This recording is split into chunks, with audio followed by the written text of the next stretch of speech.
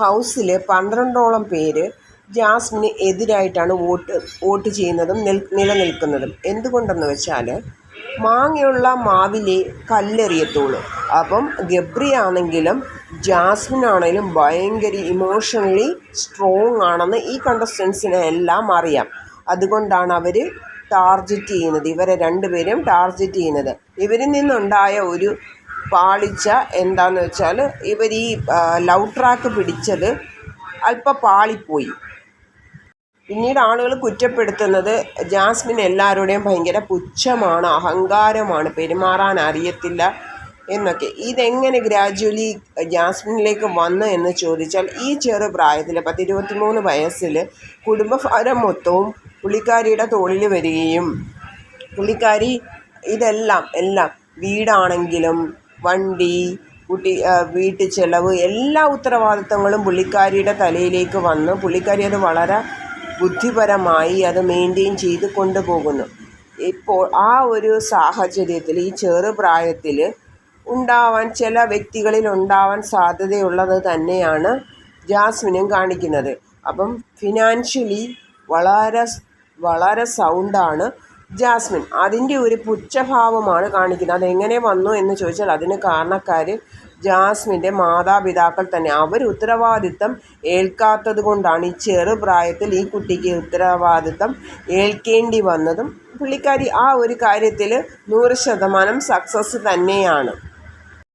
ഹൗസിലുള്ളവർ ശ്രമിക്കുന്നത് മാക്സിമം, അവർക്ക് തന്നെ അറിയാം പുറത്ത് നെഗറ്റീവ് ആണെന്നും. അപ്പം ഇവർ രണ്ടുപേരും നെഗറ്റീവായിട്ടാണ് പൊയ്ക്കൊണ്ടിരിക്കുന്നതെന്ന് ഹൗസിലുള്ളവർക്ക് കറക്റ്റ് അറിയാം. ഇത്രയും നാളത്തെ സീസൺ വെച്ച് നോക്കുകയാണെങ്കിൽ വളരെ TRP കയറി നിൽക്കുക തന്നെയാണ് ജാസ്മിൻ ഗബ്രി പങ്കെടുത്ത സീസൺ. അവരും ബിഗ് ബോസും ഭയങ്കരമായ രീതിയിൽ യൂസ് ചെയ്യുകയാണ് ജാസ്മിനെ. ജാസ്മിൻ്റെ ഭാവിയോ അതൊന്നുമേ അവിടെ ഒരു പ്രശ്നമല്ല. അവർക്ക് അവരുടെ ഷോ ഉയരുക, TRP കൂടുക, വിജയിക്കുക എന്ന് മാത്രമാണ് ബിഗ് ബോസിൻ്റെയും ഉദ്ദേശം. അപ്പോൾ സായണനാണ്. ആ സായണ വൈൽഡ് കാർഡ് വഴി വരുമ്പോഴത്തേക്ക് ഇതിൻ്റെ ഇടയിൽ അഭിഷേക് ഒരു പ്രസ്താവന ഇട്ടു, ഉളുപ്പുണ്ടോ ജാസ്മിനെ. ഈ ഒരു സെൻറ്റൻസിലാണ് അട്ടപ്പടലം മാറിപ്പോയത്. ജാസ്മിന് മനസ്സിലായി പുറത്ത് മൊത്തം നെഗറ്റീവാണ് ജാസ്മിൻ എന്നുള്ള കാര്യം മനസ്സിലായി. ഇമോഷണലി വളരെ ഡൗൺ ആയിപ്പോയി ജാസ്മിൻ, കരച്ചിലായി, ബഹളം. അത് കണ്ട സായി, ഈ പുറമേ നിൽക്കുന്നവർക്കൊന്നും ഇത് മനസ്സിലാവത്തില്ല. ഈ ഹൗസിനുള്ളിൽ എന്താണ് നടക്കുന്നത് പുറമേ നിൽക്കുന്നവർക്ക് ചുമ്മാ ഇരുന്ന് പറയാവുന്നേ ഉള്ളൂ.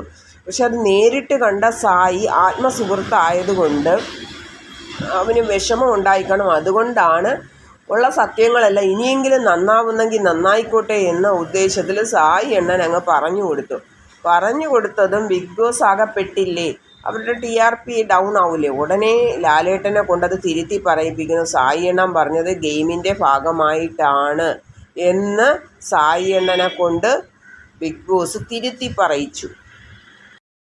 എത്ര കുറ്റപ്പെടുത്തിയാലും ജാസ്മിൻ നല്ലൊരു പ്ലെയറാണ്. അത് ഗെയിമിലാണെങ്കിലും സംസാരത്തിലാണെങ്കിലും ആ ഹൗസിൽ ആർക്കും ജാസ്മിനെ സംസാരിച്ച് തോൽപ്പിക്കാൻ സാധിക്കില്ല.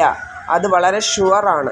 നല്ല ഒരു പ്ലെയറാണ്. പക്ഷേ ഇങ്ങനെ ഒരു നെഗറ്റീവ് ഇമേജ് ഉണ്ടായെന്നുള്ളതാണ് ജാസ്മിനിൽ നിന്നുണ്ടായ ഒരു ഫോൾട്ട്.